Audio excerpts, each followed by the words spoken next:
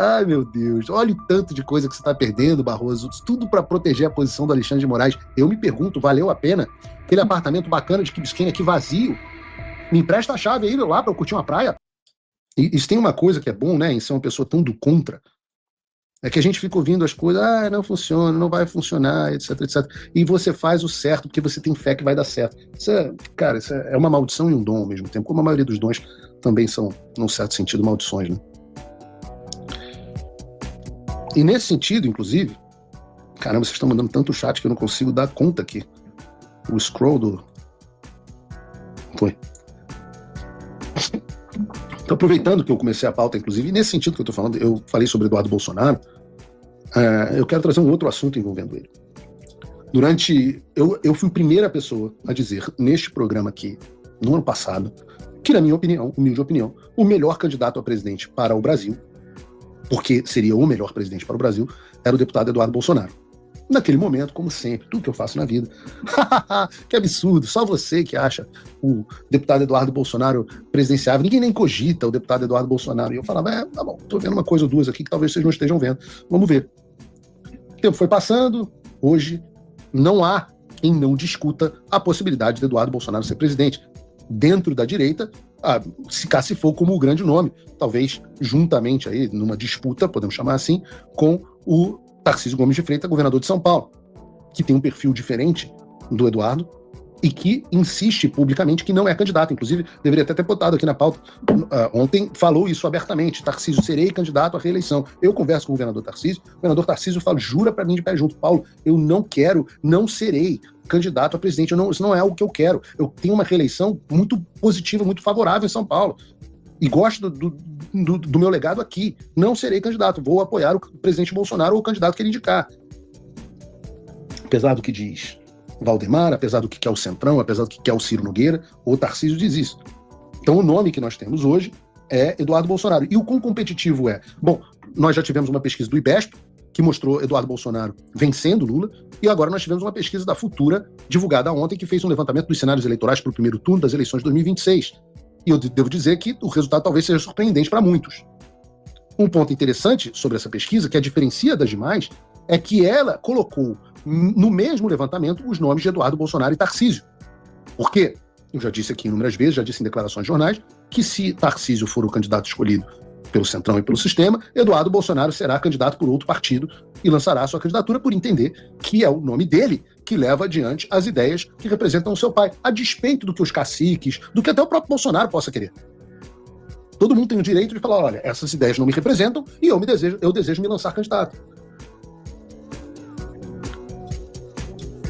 E essa pesquisa deu algumas noções iniciais sobre como seria esse cenário.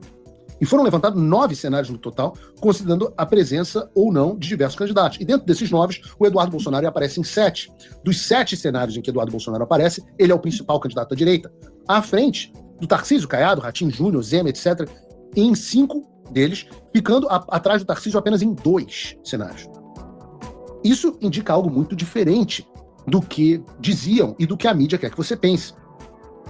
Isso tem a ver com o que Paulo Figueiredo vem dizendo a você, que Eduardo Bolsonaro é sim um candidato muito competitivo e com altas chances de vitória em 2026. E lembre-se, Tarcísio, Ratinho, Caiado e Zema são todos governadores do seu respectivo estado. Todos têm alta presença na mídia, têm máquina pública nas mãos, estão nas ruas do Brasil em todas as oportunidades que podem, aparecem para os eleitores. E o Eduardo Bolsonaro está aparecendo à frente deles, mesmo sem ter nada disso. Eduardo é um exilado político, uma pessoa que não pode voltar ao seu país e que está longe dos seus eleitores há meses por conta da perseguição política que vem sofrendo.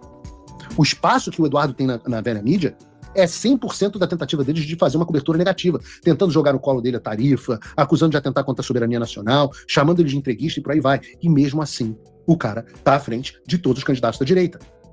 Agora vocês imaginem um cenário com a anistia ampla, geral e restrita aprovada, e com Eduardo e Jair Bolsonaro podendo sair às ruas do Brasil para denunciar livremente as ilegalidades do STF e o desastre que é o governo Lula. Meu amigo, não ia ter para ninguém. E precisamente por isso que o regime não quer que essa anistia seja aprovada. Eles sabem que a aprovação da anistia é o início do fim deles. E eles estão sim com medo. Por isso, mais do que nunca, é hora de continuar pressionando e de partir para cima. A vitória, meus amigos, será nossa.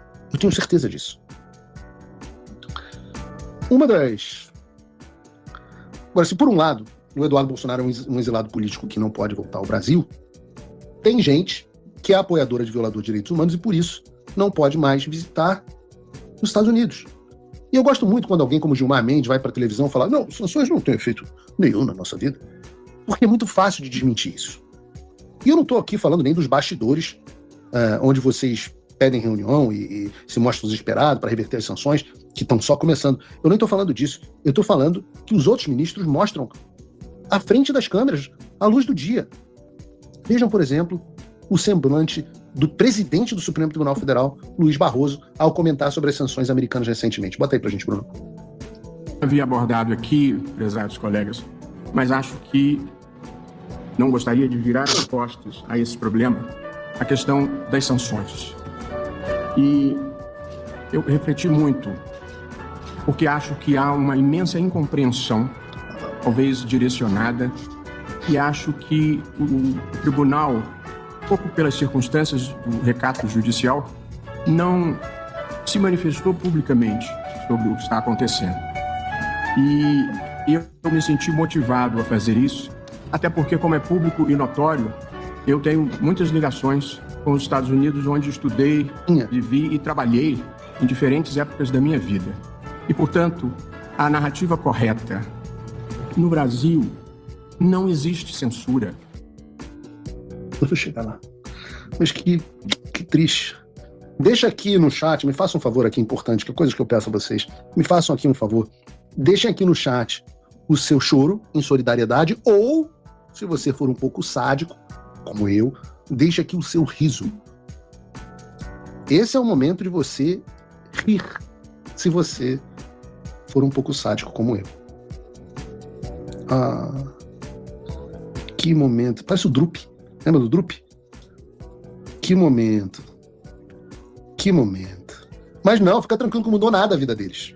Gilmar Mendes falou que a sessão não muda nada a vida de ninguém. Aí vem o presidente do Supremo Tribunal Federal e aparece em rede nacional, sentando na cadeira do plenário, presidindo uma sessão, chorando por causa deles. E eu pergunto, será que estão sentindo? E olha que Barroso foi só visto cancelado. Tem muita coisa por vir ainda. É claro que eles sentem, meu Deus. Ele tem profundas ligações dos Estados Unidos, como eu sempre disse. Vejam essa reportagem da Gazeta do Povo, por exemplo, um deleite. Os eventos que o Barroso e os colegas do STF, não é só o Barroso, vão perder nos Estados Unidos. Diz assim: enquanto aguardam as novas sanções de Washington em resposta à condenação do ex-presidente Jair Bolsonaro, ou seja, os caras já estão. Enquanto aguardam as sanções, as novas sanções do presidente Bolsonaro. Ai, meu Deus do céu. Paulo Figueiredo Show, é muita alegria no programa. Enquanto aguardam, os ministros do Supremo Tribunal Federal podem ter uma certeza: é melhor trocar os congressos e os fóruns em solo americano por eventos no Brasil. E desde já a rotina dos integrantes da corte mudou. O atual presidente do tribunal, Luiz Roberto Barroso, por exemplo, não vai comparecer presencialmente à edição 2025 do Seminário Constitucionalismo Global. Que chato. Constitucionalismo Global, um evento globalista feito nos Estados Unidos, que não vai poder comparecer. Promovido anualmente pela Faculdade de Direito da Universidade de Yale. A ida do ministro ao encontro da edição de 2024 foi destaque no site do Supremo. Na ocasião, Barroso proferiu uma palestra que recebeu o título de Julgando em Tempos de Crise. Ai, que delícia.